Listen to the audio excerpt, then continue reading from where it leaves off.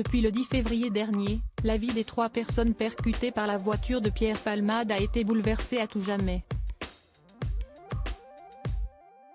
La première victime est le conducteur, Yüksel, un père de famille de 40 ans, qui est toujours plongé dans un coma artificiel depuis le drame, après avoir été opéré 6 fois. Son fils, âgé de 6 ans, est également hospitalisé et il a désormais 2 taches sur le cerveau, comme l'a annoncé son oncle.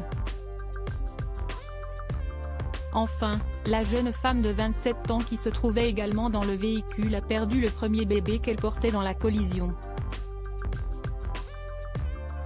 Dans l'émission 7 à 8, diffusée sur TF1 dimanche 19 février, la famille des 3 victimes a accepté de dévoiler un douloureux cliché de Yüksel, depuis son lit d'hôpital. L'homme, polytraumatisé et souffrant de multiples fractures, notamment à la jambe gauche et au bras droit, est dans un état déplorable. L'un de ses frères a révélé que lorsqu'il a été opéré, après l'accident, il avait des trous dans l'aorte, en précisant que ses organes s'étaient déplacés. Il avait les 2 jambes et les 2 bras cassés. Son corps entier était cassé, a-t-il expliqué, en estimant que sa survie relève du miracle.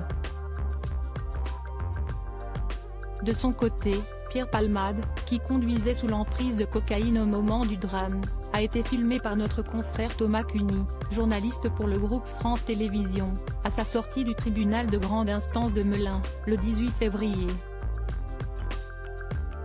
Supérieur à Pierre Palmade, Muriel Robin, Michel Larocque, Véronique Sanson. Les femmes de sa vie. Pierre Palmade plutôt en bonne forme physique depuis l'accident.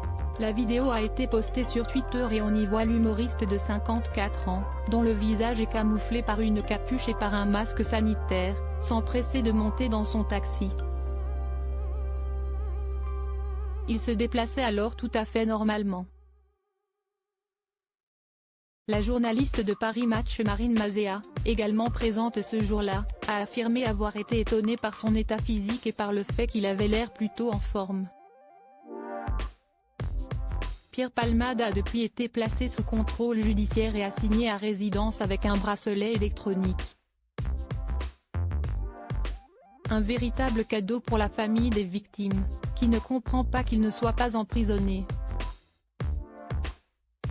Article écrit avec la collaboration de 6 médias Crédit Photo, agence.